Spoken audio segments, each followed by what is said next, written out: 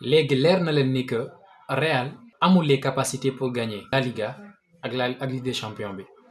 Le Real n'a pas les capacités de gagner la Liga et la Ligue des Champions léegi leer na leen parce que dama ko yàgg a wax saa yu ma ko waxee vous me prenez pour un fou alors que je ne suis pas fou. Voilà damay seetaani match Real Madrid dama koy analyser gis après su ma ñëwee wax leen li ma gis vous me prenez pour un fou boo leen gisee Real di football nu muy footballé yéen ngeen yaakaar ni c'est facile de gagner la Ligue des Champions comme ça là en jouant comme ça. On n'a pas cette équipe-là. Collectivement parlant, on est nul. On a des joueurs qui sont très très forts à leur poste. Individuellement parlant, ils sont juste exceptionnels. Club bu ñu mënti dem, ils vont s'éclater là-bas. Mais collectivement parlant, c'est pas ça. C'est pas ce Real Madrid-là qui va gagner des titres. Ça, mettez ça de côté. Ça n'arrivera pas. Je suis un supporter du Real Madrid. Dama leen ko yàgg a wax. Ça n'arrivera pas. Parce que sur le terrain, joueurs yi dañu wone loolu. Ils ne montrent pas donc que dañoo bëgg a gagner quelque chose. Duñ ko wone sur le terrain. te à chaque fois on le voit quand le Real joue face à un bloc bas dafay métti ci ñun. Bloc bas bi dafay métti ci ñun. Il faut que ñu génne benn individualité ou bien peut-être ñu am penalty voilà qui va nous permettre de sortir de ce match-là.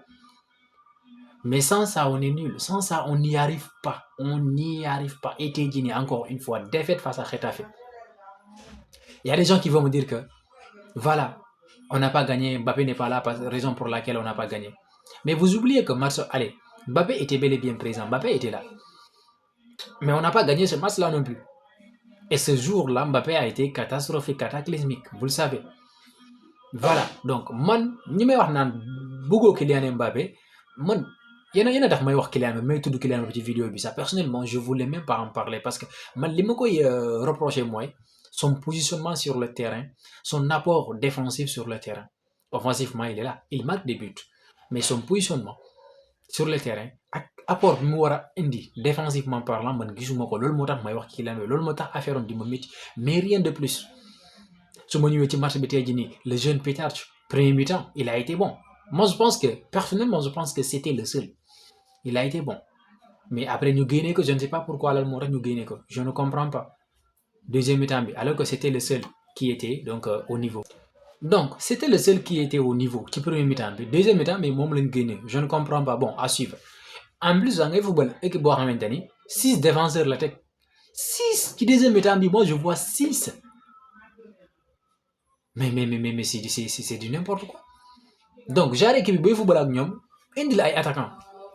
Bu ñu tegee défenseur yu bëri tegal attaquant yu bëri et nga football mais non nous on ne fait pas ça. Deuxième mi-temps ñuy dugal 2 défenseurs pourquoi faire attaquant yooyu ci banc bi ñoom Brahim doo leen dugal ngay dugal ay défenseurs est-ce qu'on a besoin de ces défenseurs là non. Et actuellement on est à 4 points du Barça et il y a des gens qui veulent me faire croire que non le Real peut le faire on peut gagner ce championnat. D'accord football la tout est possible loolu y a pas de débat kenn weddiwul loolu.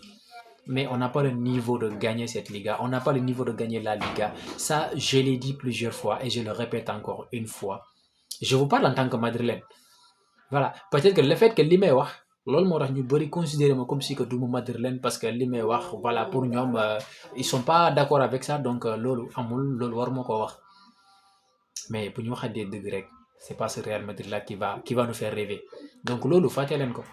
Voilà. Ce match-là, je ne voulais même pas trop en parler, mais vous m'obligez à parler et mon nom, on a perdu.